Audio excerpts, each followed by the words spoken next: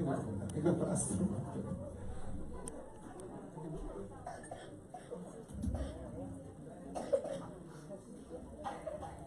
अभी जी आपको बधाई है, आपके जन्मदिन है।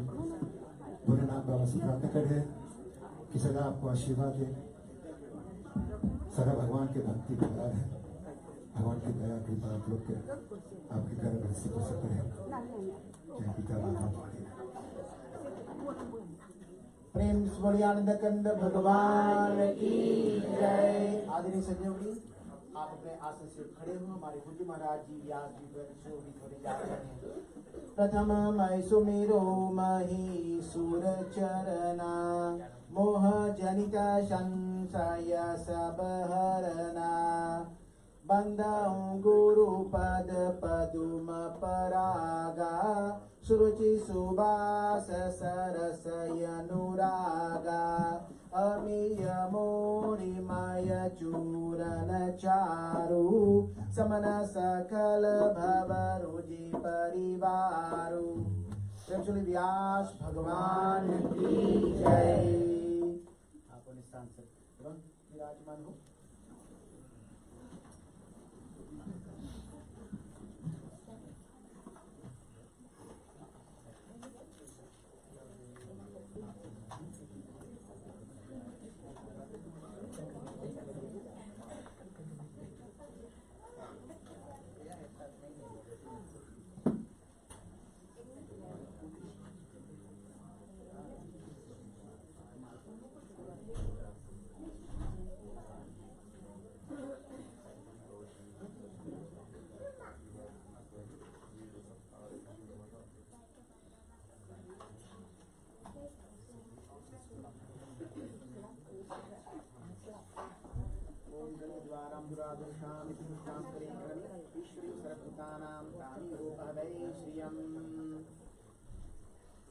ओम चंद्रमा मनसो जातश्चक्षौ सूर्यो अजायत, श्रोताद्वाश्राणश्च मुखात् अग्निरजायत।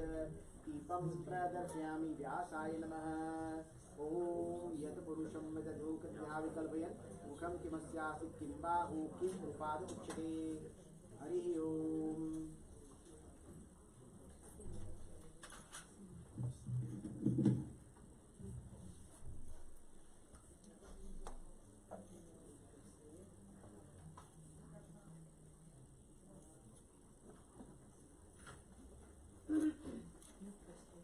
हरि ओम। नित्यावसाने नटराज राजो, नन्नादक्वान् नौ पंचवारं। वृद्धतु काम सनकादिसिद्धा, तद्वेदमर्षे शिवसूत्रजालम्। प्रेम सूर्य लक्ष्मी नारायण।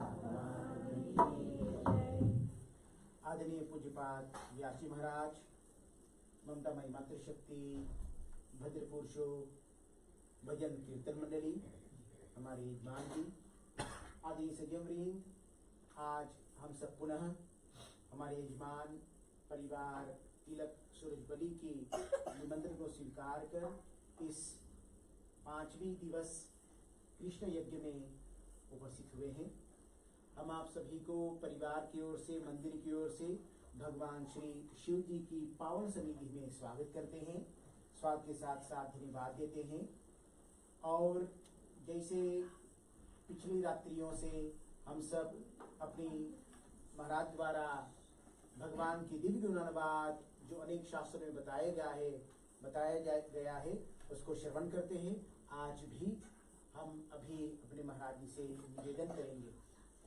मध्याह्न काल से हम सब यहाँ पर पूजन कीर्तन, अच्छे अच्छे भजन, हमारे भजन समाज यहाँ पूजा की शुरुआत से ही हमारे मध्य में अच्छे अच्छे भजन कीर्तन सब कुछ जय जय जो पूजा हम कर रहे हैं वही देवताओं की भजन कीर्तन वे सुनाते रहते थे। बहुत आनंद की भोर हम हुए भजन सुनकर।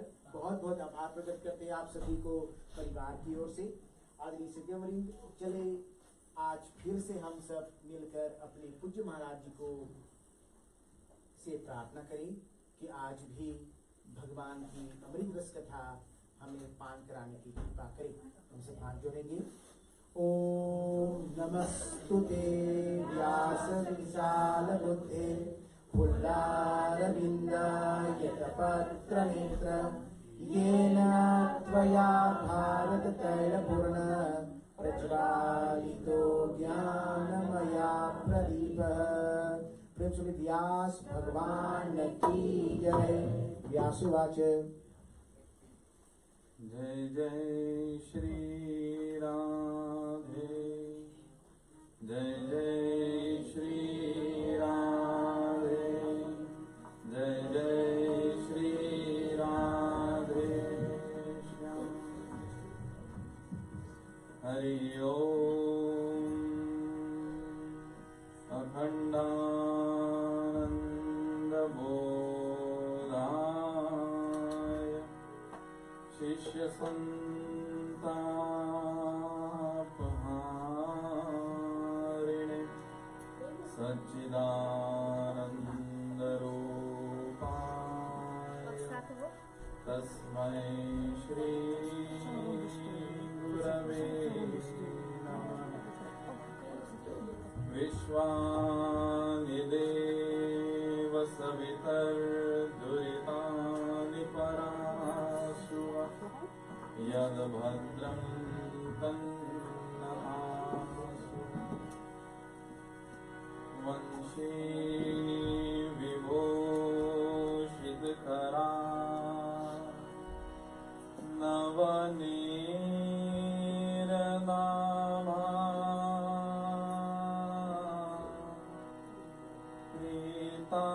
पीताम्बरा नरुणबिम्बफलाधरोषा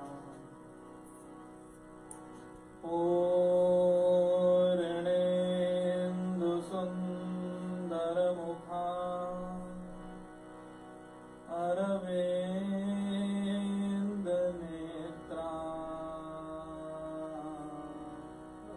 कृष्णात् परं किमपि त्वमहं न जाने। कृष्णात् त्वदीयपदपङ्कजपञ्जरान्ते अद्यैव मे विशतु मानसराजहंसः। प्राणप्रयाणसमये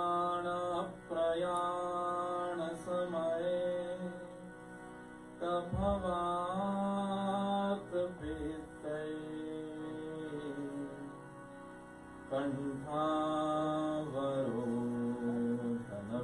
कण्ठावरोधनविधाय स्मरणं कुतस्ते।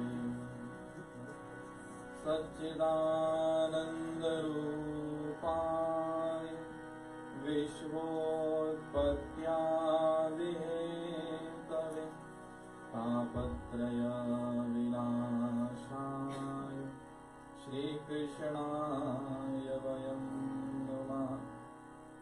यं व्रजन्तमनुपेतमपेतकृत्यं द्वैपायनो विरहकातर आजुहाव। पुत्रेति तन्मयतया सर्वोऽभिनेदो तं सर्वभूतहृदयं मुनिमानतोऽस्मि। जन्माद्यस्य यतोऽन्वयादितरितश्चार्थेष्वभिज्ञस्वरा तेने ब्रह्महृदाय आदिकवये मुह्यन्ति यत्सूरयः। तेजो वारिमृदां यथा विनिमयो यत्र त्रिसर्गो मृषा धाम्ना स्वेन सदा निरस्तकुहकं सत्यं परं धीमहि।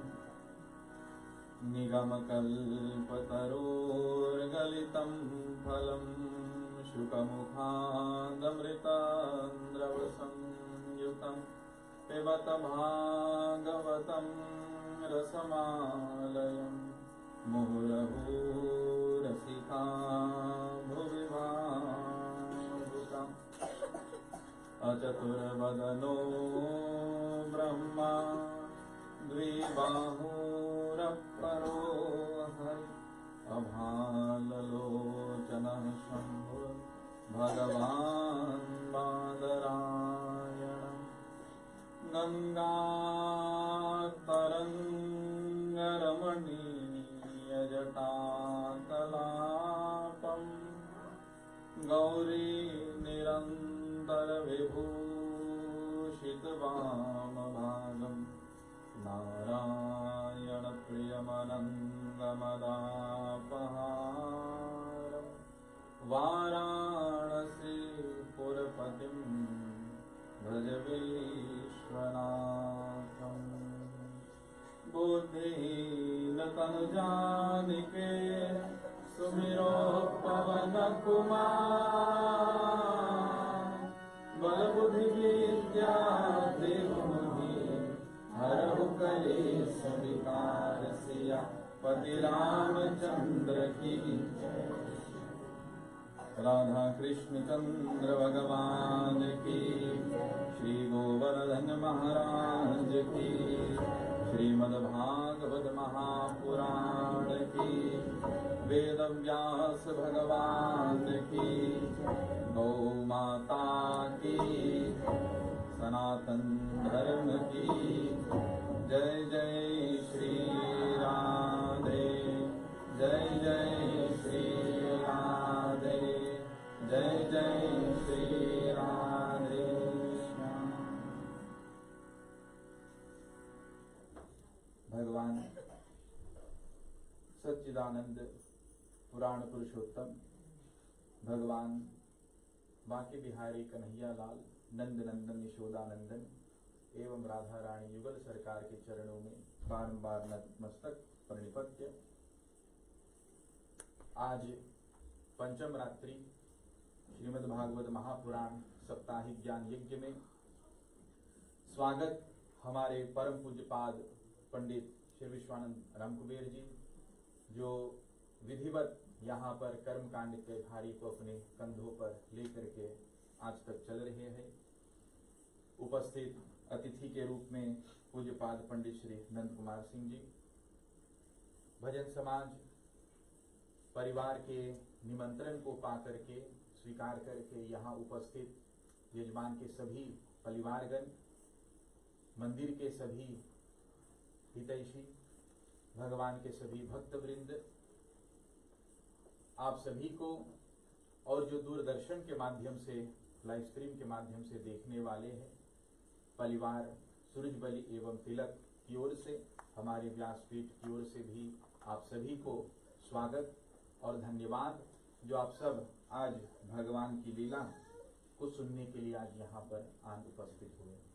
सज्जनों, कल की कथा में भगवान कान्हा जी का जन्म, आज उनकी कुछ लीलाओं पर प्रकाश डालने का प्रयास करूंगा।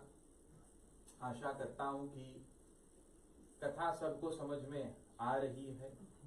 ऐसा ना हो कि जैसे एक बार 9 दिन तक श्री रामचरितमानस पर कथा प्रवचन हुआ और 10वें दिन यजमान आकर के पूछे कि पंडित जी वास्तव में बोले के रहा है लक्ष्मी राक्षस रावण की राम? ठीक, तो जवाब दिया देखो भाई, ना रावण राक्षस रहा और ना राम राक्षस रहा, इनमें राक्षस हम बाटी जो ना आपकी कथा सुनाई ले। तो ऐसा ना हो कि आप अंतिम दिन पूछे कि कंस कौन था और भगवान श्री कृष्ण जी कौन था। यदि कुछ कठिनाई हो तो बीच में ही बता देना, अन्यथा इतना मेहनत भी व्यर्थ हो जाए। लेकिन मुझे पता कि आशा जी ऐसी नहीं, वे तो सदैव यहाँ मंदिर आती है, वो जानती भी है कि कौन सा कथा प्रसंग कौन कौन से दिन होना चाहिए, सब कुछ जानती है। तो ऐसे ही भगवान बांके बिहारी लाल जी की कृपा आपके ऊपर, आपके परिवार के ऊपर, सभी के ऊपर ऐसी बरसती रहे। सज्जनों, कथा आरंभ करने से पूर्व सभी से प्रार्थना, हाथ जोड़े 1-2 बार हम भगवान नाम संकीर्तन करें और तब कथा की ओर पढ़े। श्री कृष्ण गोविंद हरे मुरारी, हे नाथ नारायण वासुदेव, श्री कृष्ण गोविंद हरे मुरारी, हे नाथ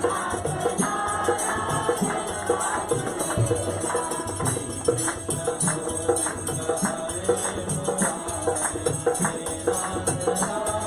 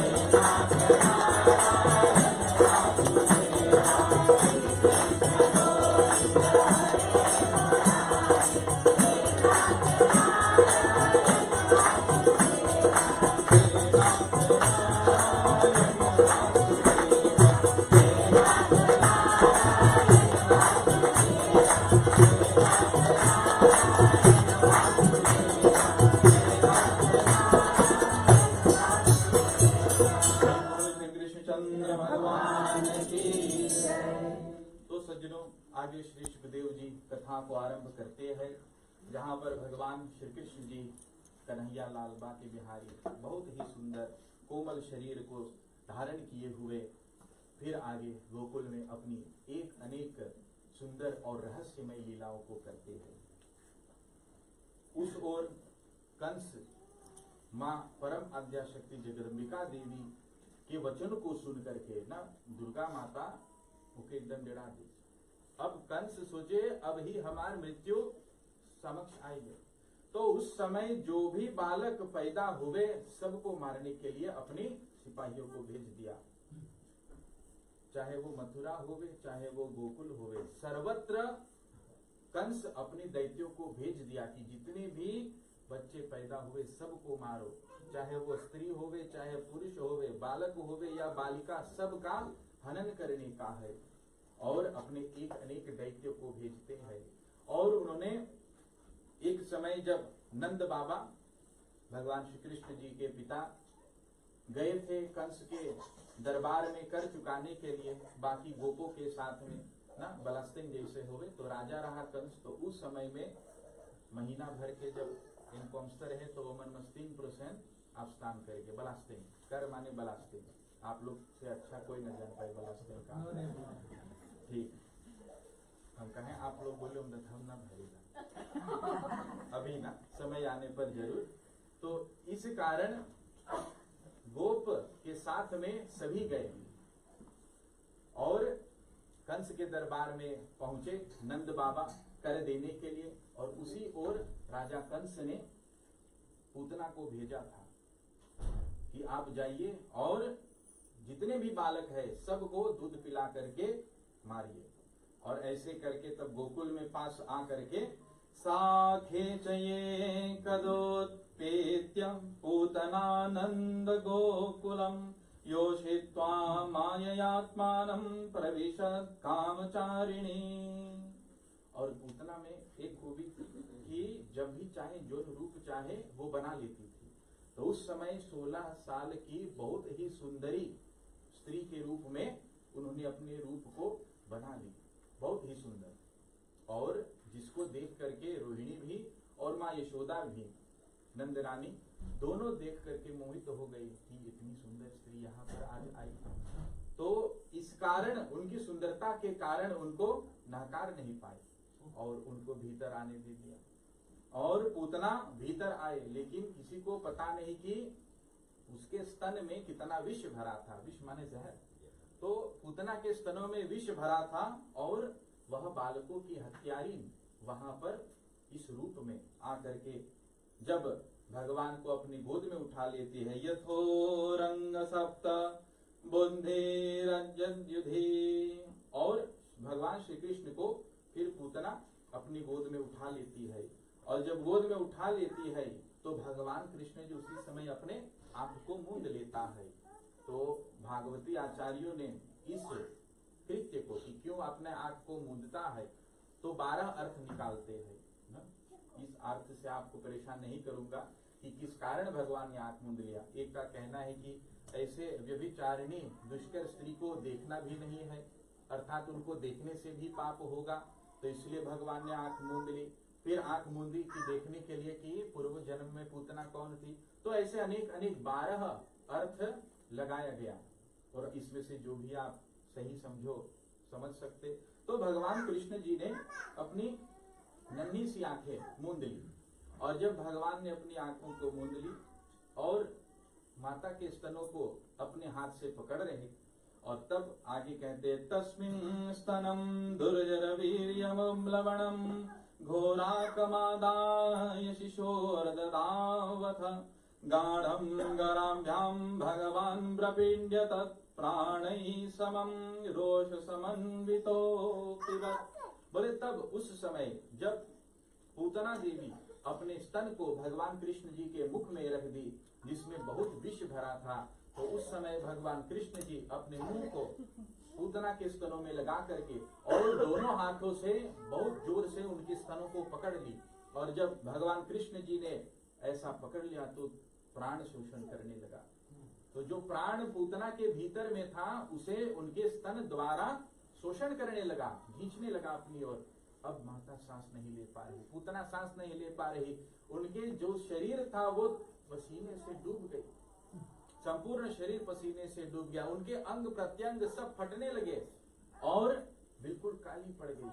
पूतना अब पता नहीं क्या करे, छोड़ो छोड़ो ऐसा कह करके पूतना वहां से दौड़ना चाहा, लेकिन भगवान कृष्ण ने जकड़ करके उनको पकड़ा था। तो वैसे ही अपने हाथ को छुड़ा करके पूतना वहां से भागी, और द्वार पर जब पहुंचे तो भगवान कृष्ण जी अभी तक माता के स्तनों में टंगी रहे, और वहां टंगने के कारण अब माता के भीतर में कोई भी प्राण नहीं था, बिल्कुल सुस्त वहां से हो गया। और तब अपना सुंदर जो स्वरूप था उसे त्याग दिया, और तब वहां विकराल बहुत ही भयानक बड़े बड़े दांत, बड़े बड़े आंख, और उनके ऊर्ध्व केश, बाल इतने घनघोर सब आकर के प्रकट हो गए, और बहुत बड़ा 12 योजन का शरीर जब वहां पर धारण करती है तो सभी ब्रजवासी जो होते सब डर जाते हैं, सोचे कि ये कैसा विकराल शरीर किसका।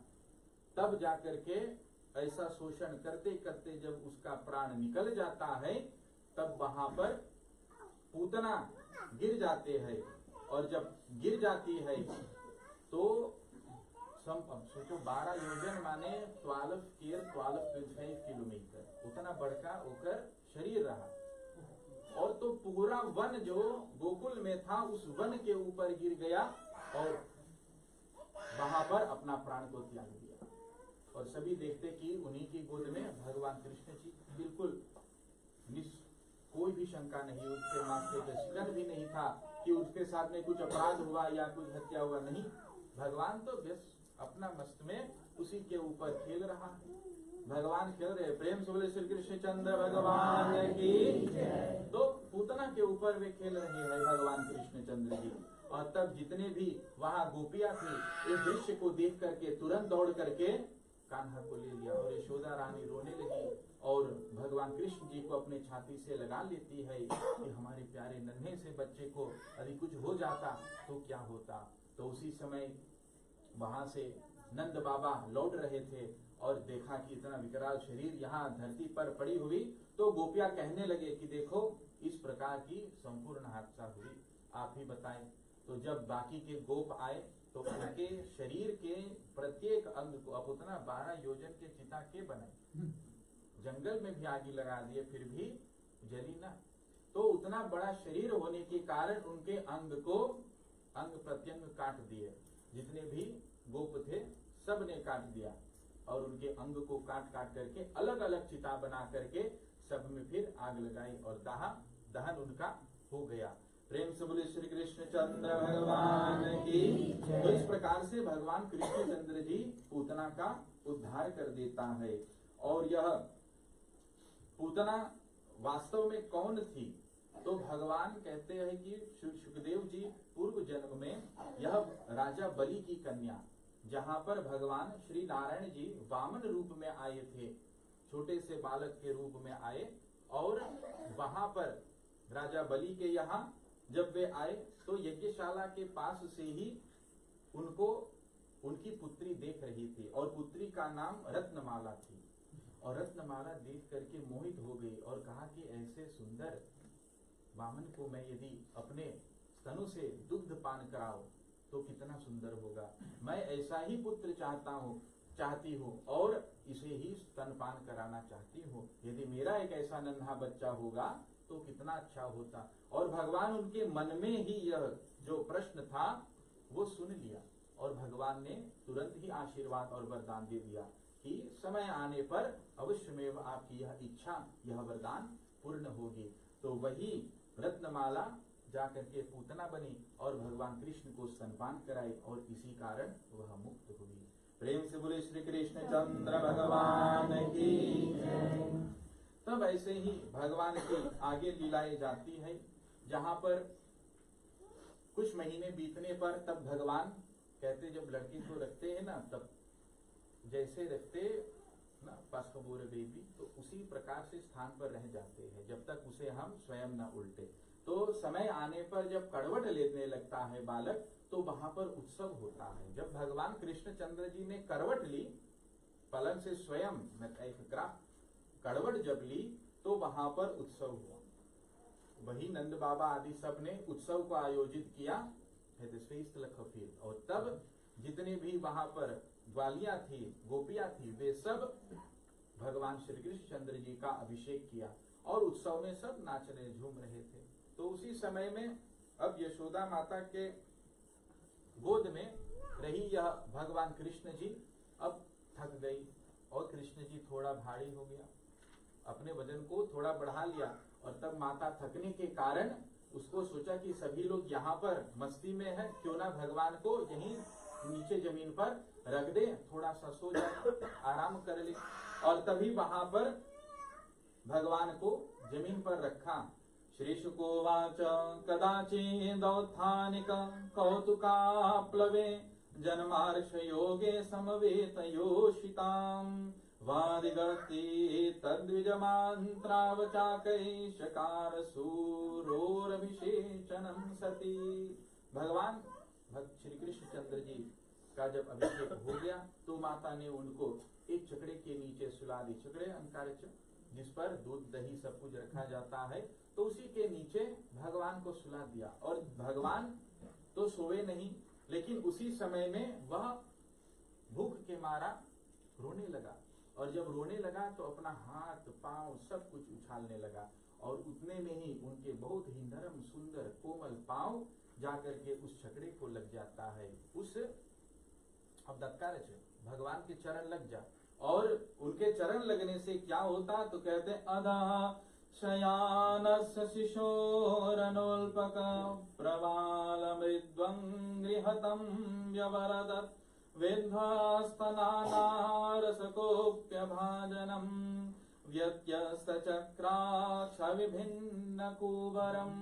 वो छकड़ा तुरंत टूट जाता है, भगवान के नन्हे चरण उस पर पड़ते ही छकड़ा टूट जाता है। जितने भी दूध दही सब कुछ सब जमीन पर बिखर जाते हैं। और बाद में वहां यशोदा माता देखती है ये क्या हो रहा है। घूम करके जब देखा तो भगवान कृष्ण जी बहुत सुंदरता से मुस्कुरा रहे थे, और उस छकड़े में विराजमान था उत्कच नाम का एक राक्षस, जिन्होंने पूर्व समय में श्राप पाया था।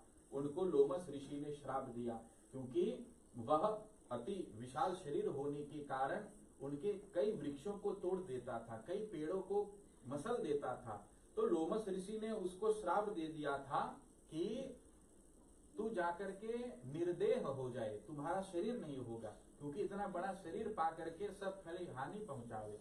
तो बोले आपको श्राप देता हूं कि आपको शरीर नहीं रहेगा। तब इसी कारण उन्होंने छकड़े में वास कर लिया। लेकिन लोमस ऋषि को बारंबार प्रार्थना की, क्षमा भी याचना की, और कहे कि ऋषि आप इससे उद्धार कैसे होगा। तब ऋषि ने कहा कि समय आने पर भगवान कृष्ण जी के चरण पड़ने से आपका उद्धार हो जाएगा। और वही झगड़े में जाकर के जब उत्कच राक्षस वास किया तो भगवान ने उसका उद्धार कर दिया। प्रेम से बोले श्री कृष्ण चंद्र भगवान की, श्रीमन नारायण नारायण नारायण, श्रीमन नारायण नारायण, श्रीमन नारायण नारायण नारायण, श्रीमन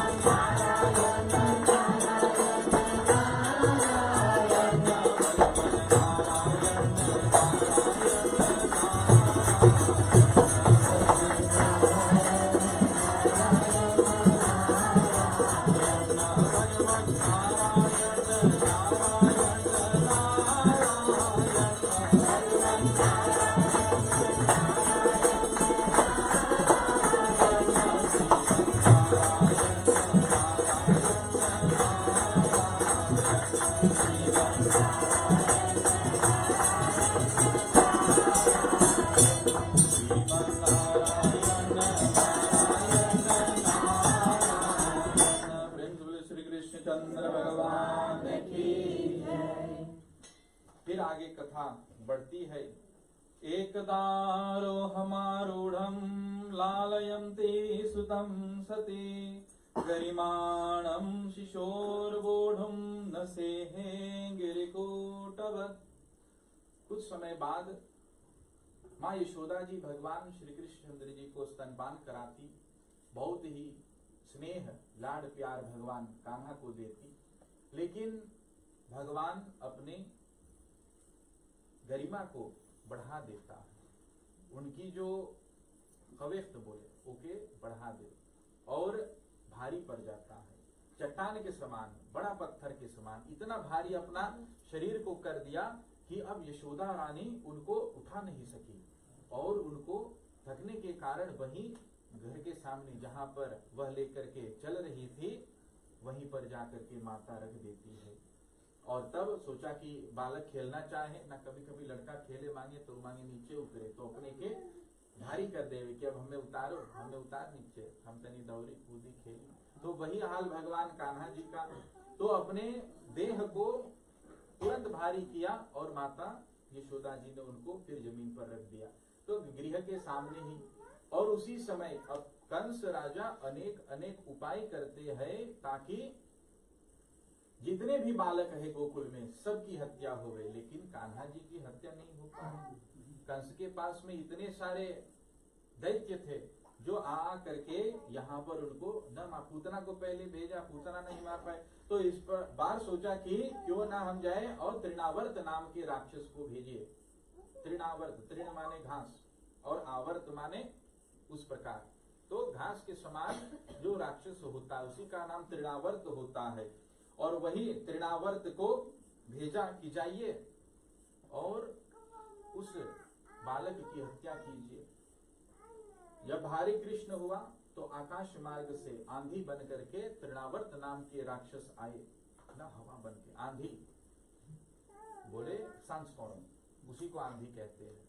तो उसी प्रकार तृणावर्त नाम के राक्षस वहां पर आए, संपूर्ण गोकुल को बिल्कुल धूली से ढक दिया और 48 मिनट अब तो फिर तक 2 घड़ी यहाँ पर लिखी है, 2 घड़ी वहां पर कुछ भी नहीं दिख रहा था। सामने हाथ यदि रखो तो आंखों से अपने हाथ को नहीं देख पाओगे, इतना अंधकार छा गया था संपूर्ण गोकुल में। और सब लोग व्याकुल हो गए कि ये क्या होने वाला है।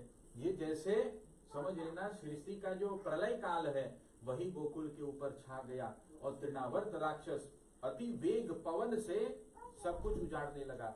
और तब वहां पर आया यशोदा माता के द्वार पर, जहां पर भगवान कृष्णचंद्र जी नीचे बैठे थे।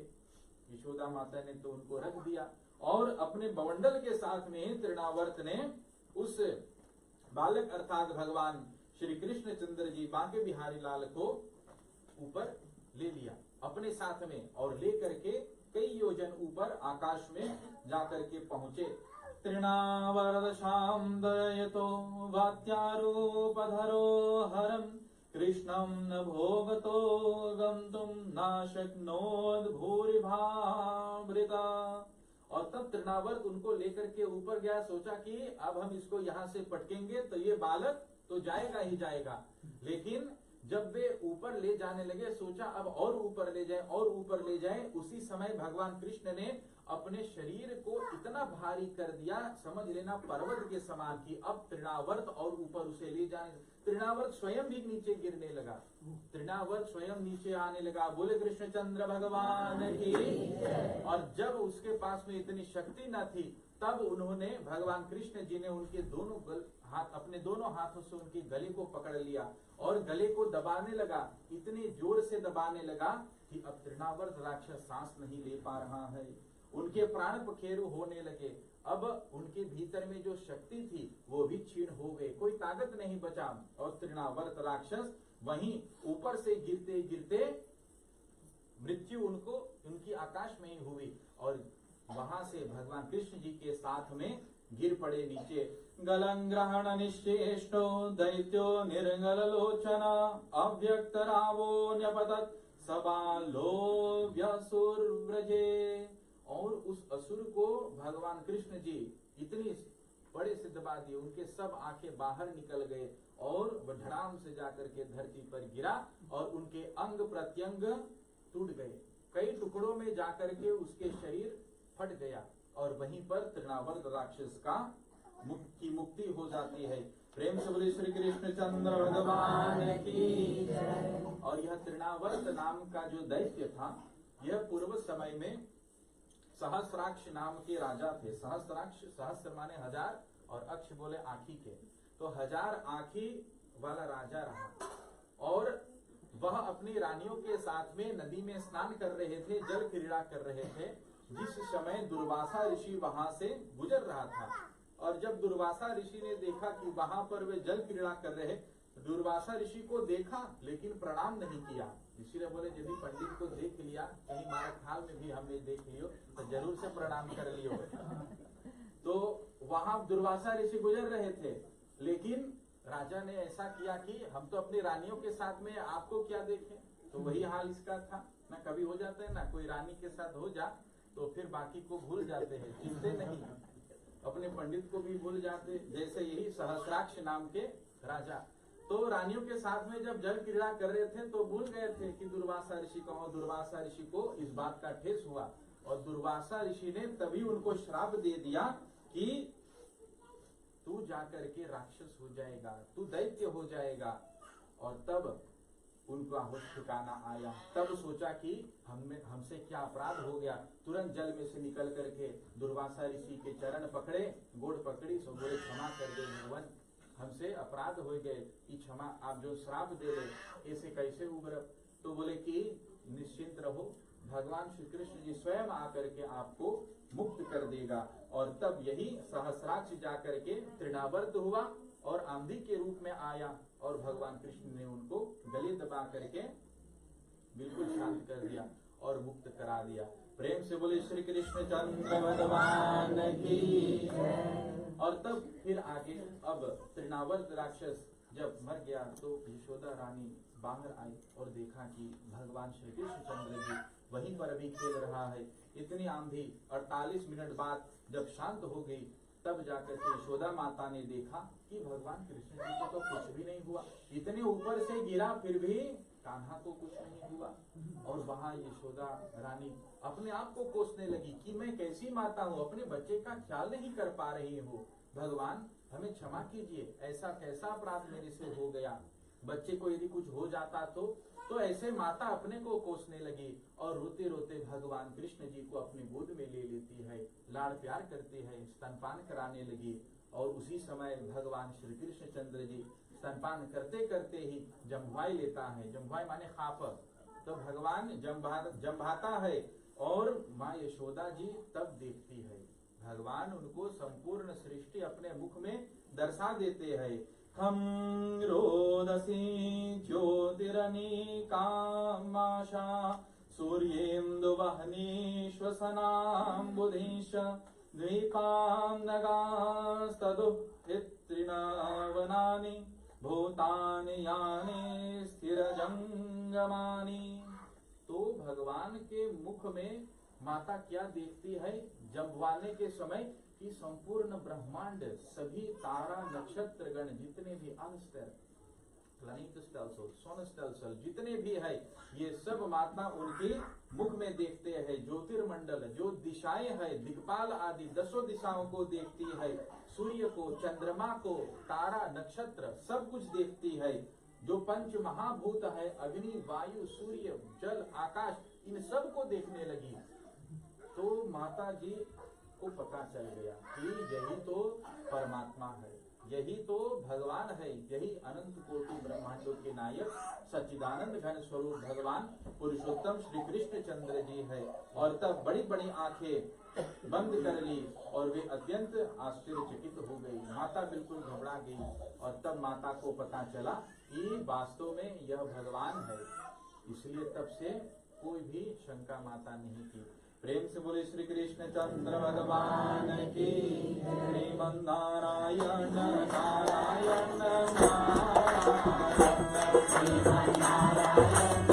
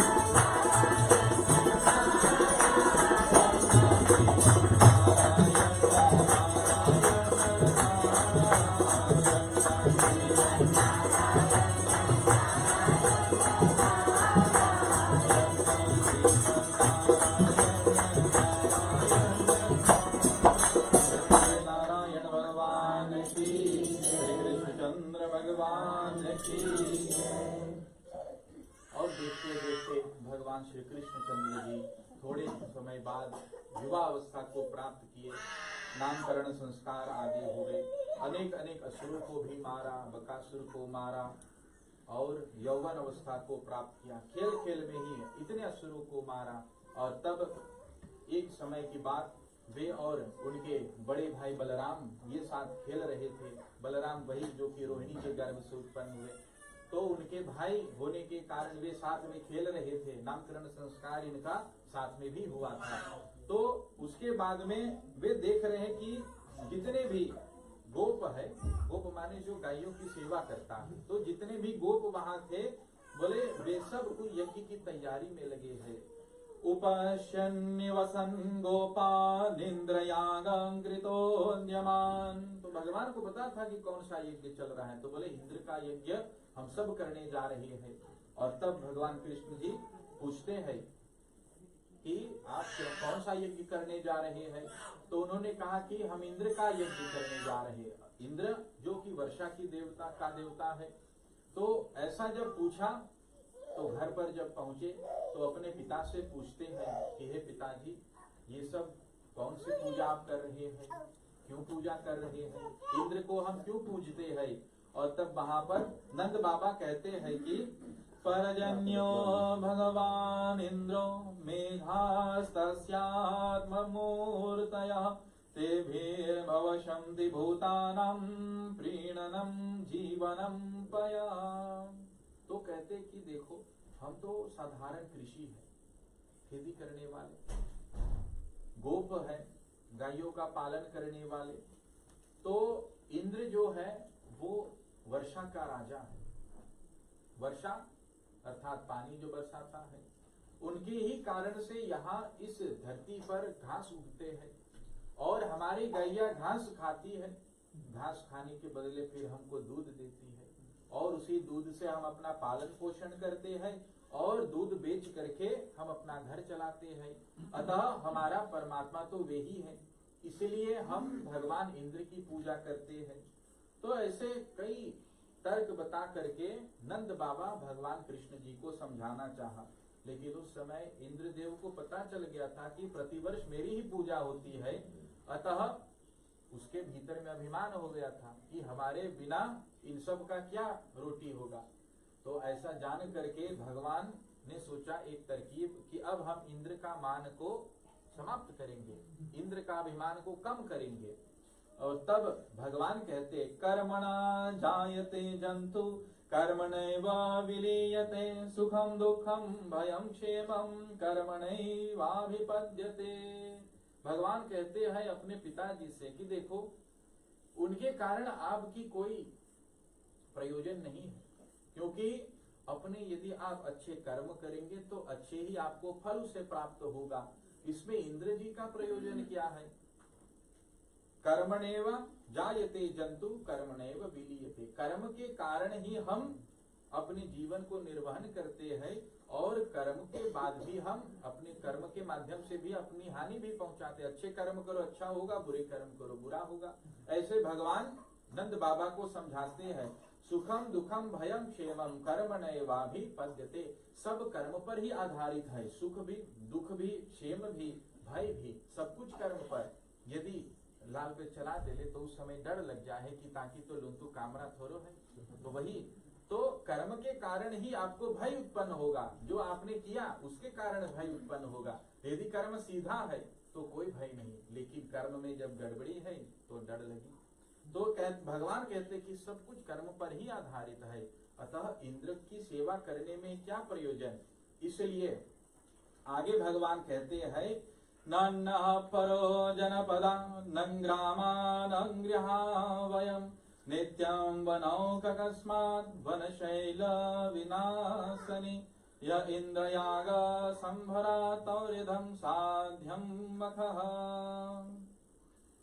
तब भगवान आगे कहता है कि आप सभी का प्रयोजन इस स्थान से है, अर्थात गोकुल से है, और यह गोवर्धन पर्वत जो है इसी पर सभी गैया चरती है, वहीं से सब घास उत्पन्न होते हैं, वहीं पर भोजन भी करते घास खाते। अतः आप सभी का प्रयोजन इस पर्वत से है, हमें इस पर्वत की पूजा करनी चाहिए।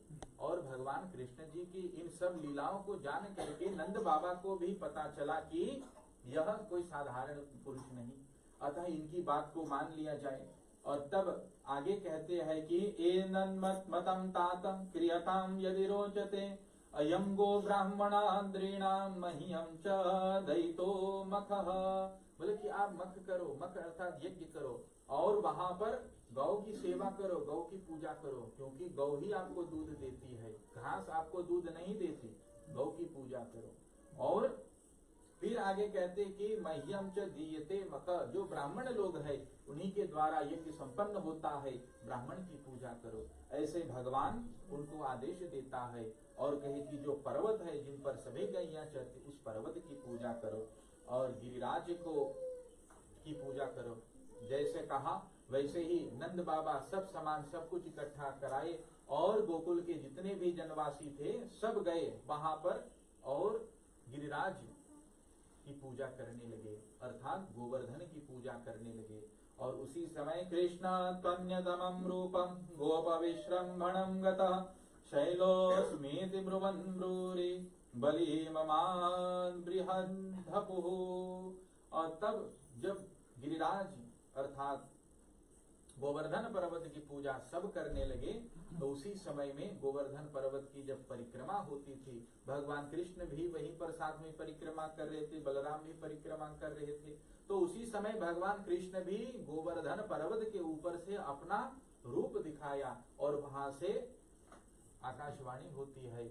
और तब कहते हैं कि भूरि बलमादत सशैल स्मृति ब्रुवन कृष्ण स्तन्यतपम रूपम गोविप्राश्रम भवम गता। और कहते हैं कि मैं स्वयं गिरिराज हूँ, मैं ही गिरिराज हूँ। भगवान कहता है कि आप मेरी पूजा कर रहे हैं, मैं गिरिराज हूँ। और तब सब उनकी पूजा करने लगे। प्रेम से बोले गोवर्धन महाराज की।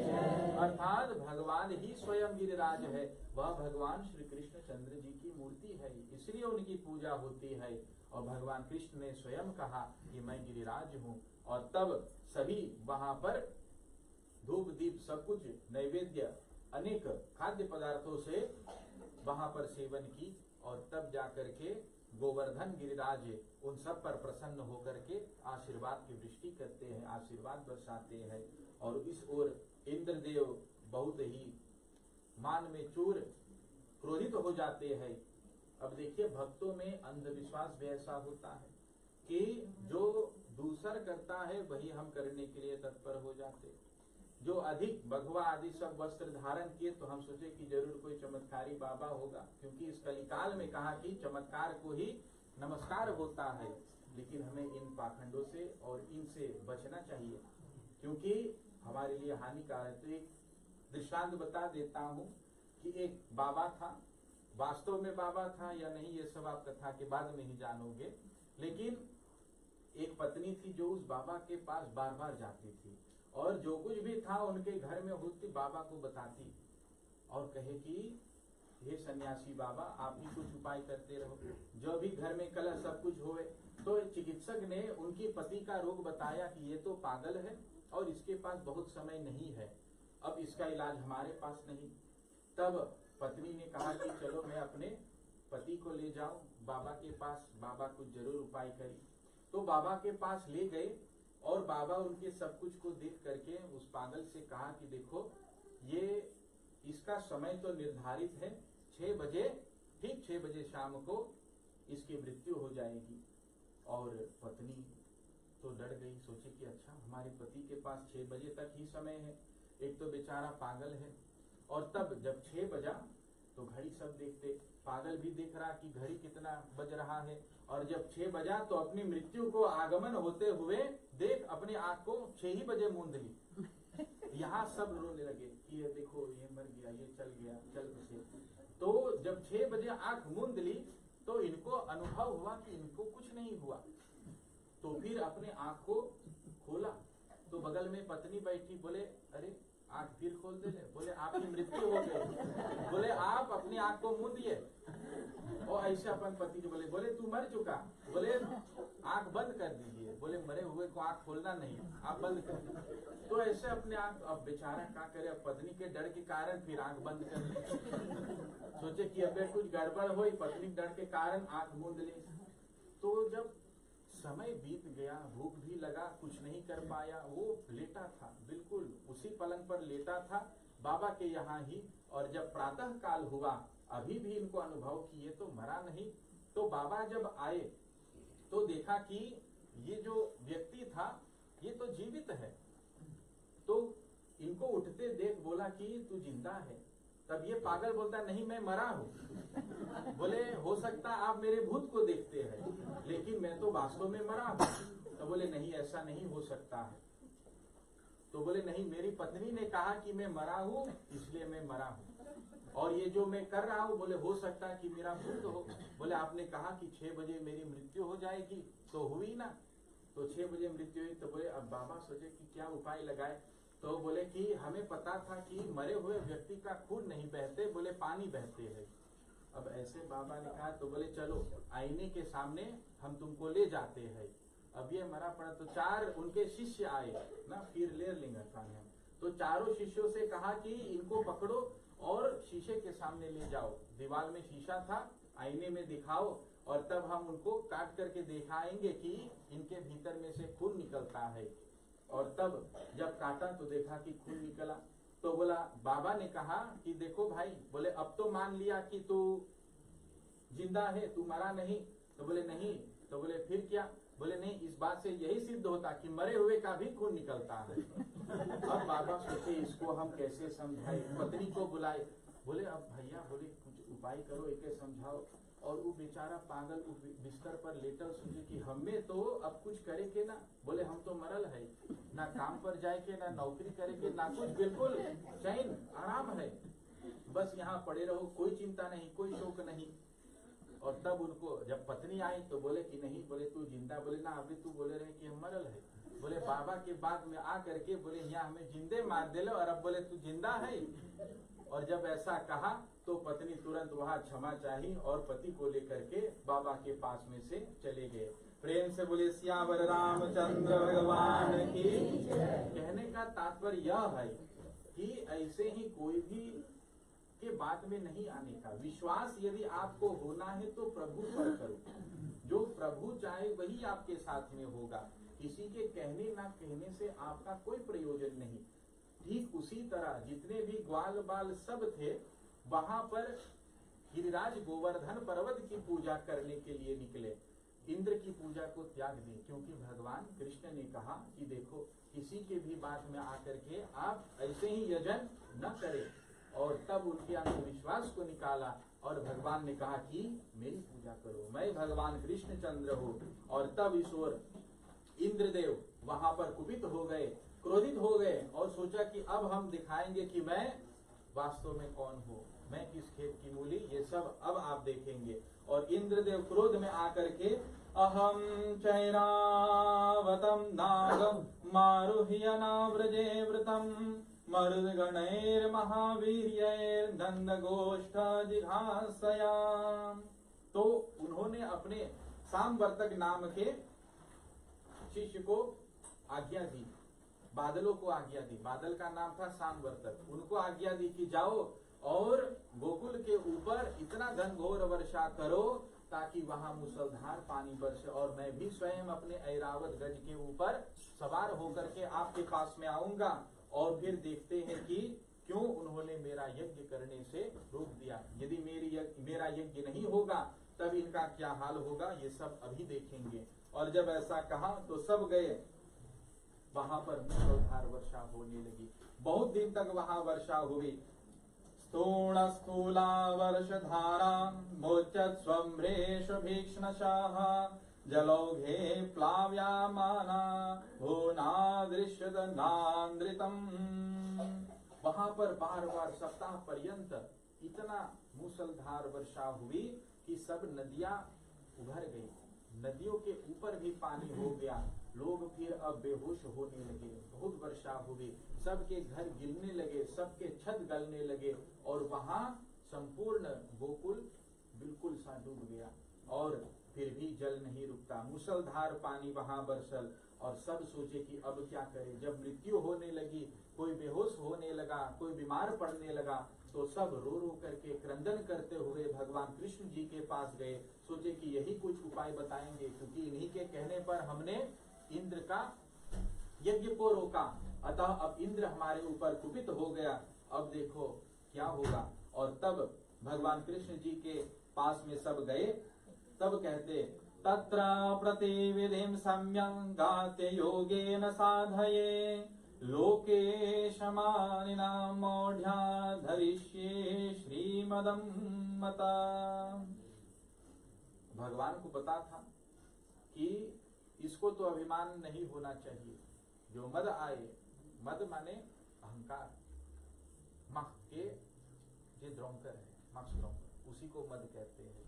तो इंद्र को यही था, उन्होंने सोचा कि संपूर्ण सृष्टि को चलाने वाला वे ही है।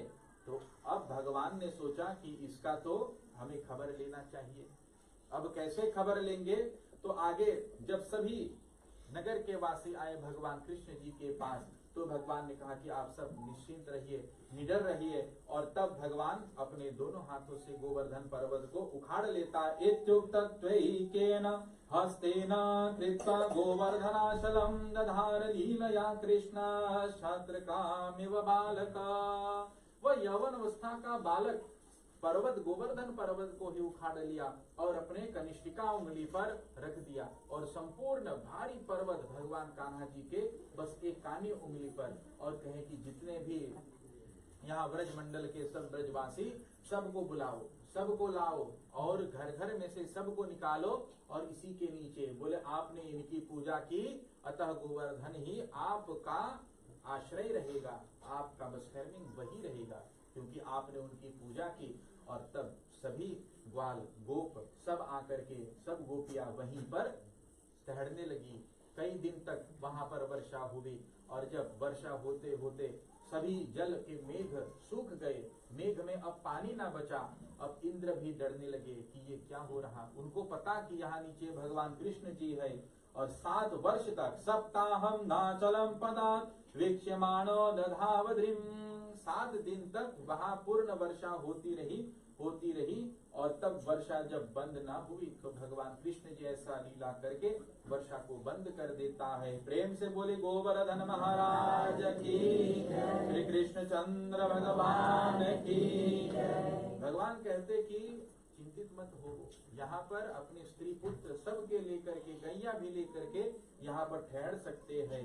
और तब जब इंद्रदेव अपनी बारिश को समाप्त करता है, अपने मान जो उनका मद था वह जब चूर होता है, उनको जब पता चला कि वास्तव में भगवान वासुदेव कौन है, तब उनको प्रणाम करता है, क्षमा याचना करता है, और तब संपूर्ण गोकुल पुनः वास्तव में सूख पड़ गया। और वहां पर पर्वत को फिर भगवान नीचे रखता है, और तभी जितने भी ब्रज के लोग थे, गोकुल के लोग, सब भगवान को गले लगाने लगे, आलिंगन करने लगे, उनकी आरती उतारने लगे। देवी देवगणा शुद्ध्या सिद्ध गंधर्व चारणा तुष्टवोर्मुमुचुष्टुष्टा पुष्प वर्षाणि पार्थिवा।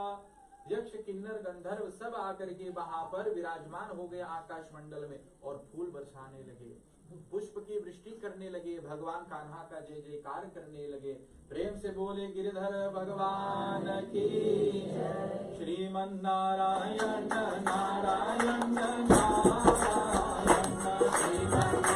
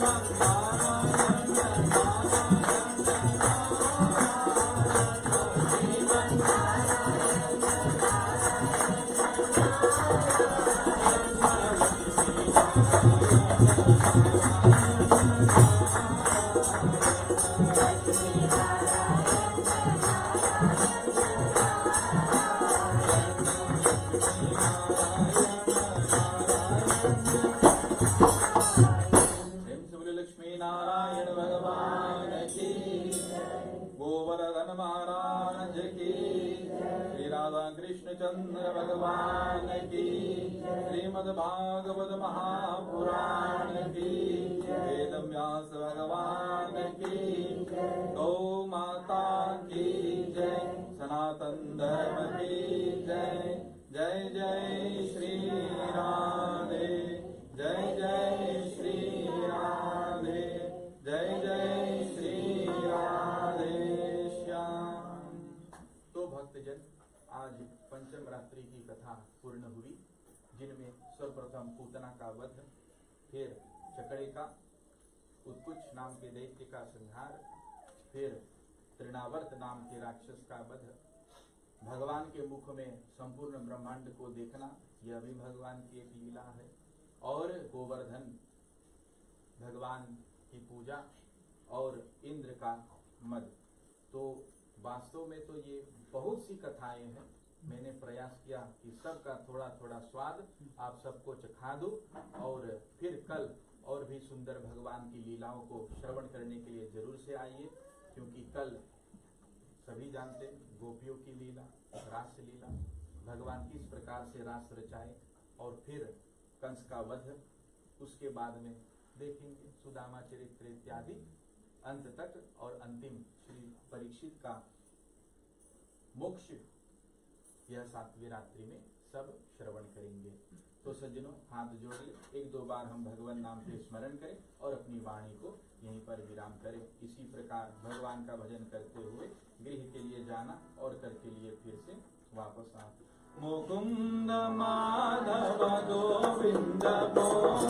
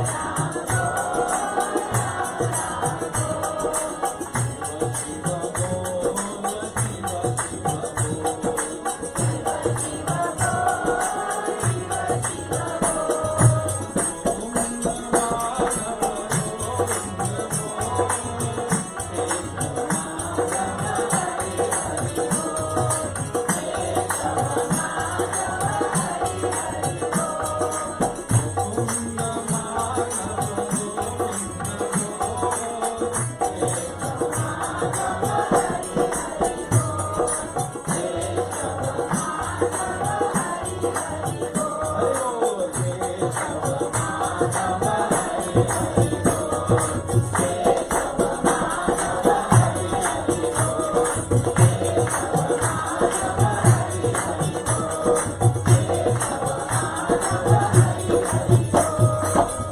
से बोले कन्हैया लाल की।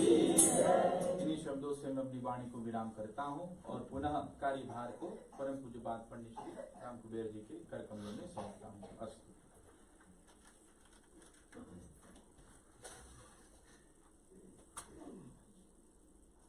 तौ कथामृतं तत्त्वजीविनं कविभिरीदितं कल्मषापः श्रवणमङ्गलं श्रीमदाततं भुवि गृह्णन्ति ते भूरिदा जना। प्रेम श्री लक्ष्मी नारायण भगवान की जय। आदरणीय पूज्यपाद व्यास जी महाराज, आदरणीय संयमवृंद, हम अपनी ओर से, ईमान की ओर से, आप सभी की ओर से व्यास महाराज जी को हार्दिक आभार प्रकट करते हैं कि ऐसी सुंदर गाथा हमारे सामने रखने की कृपा की है। उस कथा की यात्रा में जहाँ अनेक कथाएं होती हैं श्रीमद् भागवत महापुराण की, और व्यास जी का जो कोशिश था, प्रयास था कि उस सागर को गागर में भर दे, वो प्रयास में बहुत सफल हुए। बहुत बहुत धन्यवाद कि ऐसी दिव्य लीलाएं जो भगवान की हैं, हम सब यहाँ पर उसको सुनकर कृतार्थ हुए। और विशेषकर विद्वान जी जो इस अनुष्ठान किए हैं, जिस कृष्ण गोविंद के मधुर लीलाओं को श्रवण करने के लिए ये अनुष्ठान किए हैं, यजमान जी भी बहुत कृतार्थ हुए हैं।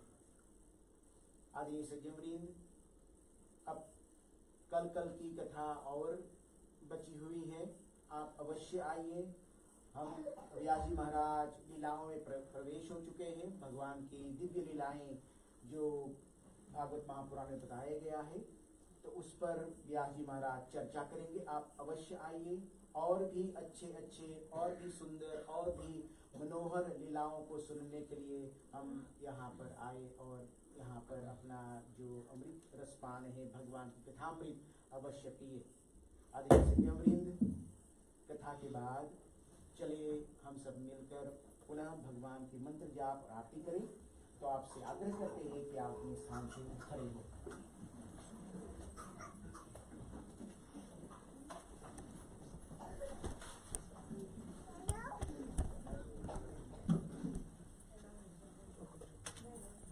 ओम नमः शिवाय। ओम नमः शिवाय। ओम नमः शिवाय। ओम नमः शिवाय। ओम नमः शिवाय। ओम नमो भगवते वासुदेवाय। ओम नमो भगवते वासुदेवाय। ओम नमो भगवते वासुदेवाय। राधे श्याम राधे श्याम राधे श्याम जय राधे श्याम। सीताराम सीताराम सीताराम जय सीताराम। यहाँ से हम सब भजन समाज के जरिए आरती गाएंगे।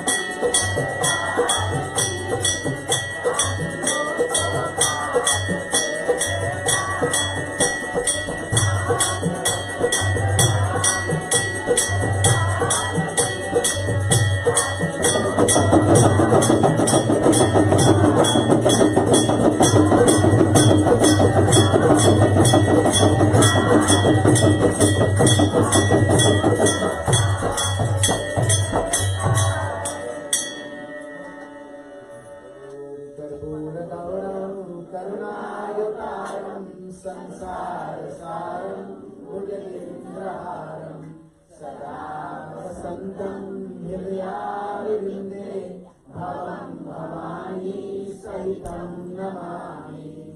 ॐ यानि कानि च पापानि जन्मान्तरकृतानि च तानि तानि विनश्यन्ते प्रदक्षिणां पदे पदे। ॐ त्वमेव माता च पिता त्वमेव बन्धुश्च सखा त्वमेव विद्या द्रविणं त्वमेव सर्वं मम देव देव।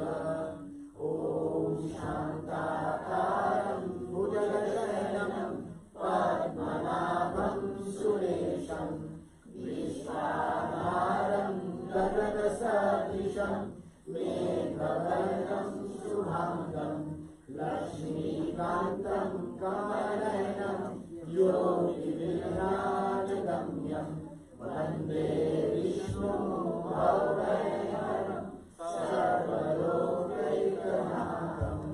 प्रेम से बोलिए लक्ष्मी नारायण भगवान की जय, उमापति महादेव की जय, अयोध्या राम लखन की जय, पवन सुत हनुमान की जय, राधे वर कृष्ण चंद्र की जय, अत्याशक्ति दुर्गा माता की जय, भूमि माता की जय, सरस्वती माता की जय, गंगा माता की जय, श्री गणेश भगवान की जय, गिरिधर महाराज की जय, श्री सनातन धर्म की जय।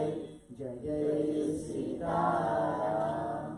बार बार विनती करूं धरऊं चरण परमा, भक्ति भाव मोहि दीजिए सुनऊं उमापति नाथ। बार बार वर मांगूं हर्षि देव श्रीरं, पद सरोज अति पावनी भक्ति सदा सतसंग सिया।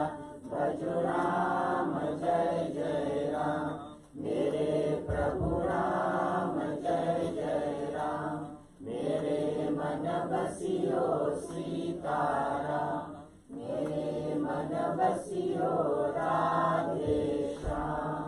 धर्म की जय हो, अधर्म का नाश हो, प्राणियों में विश्व का कल्याण हो। ओम नमः पार्वती पते।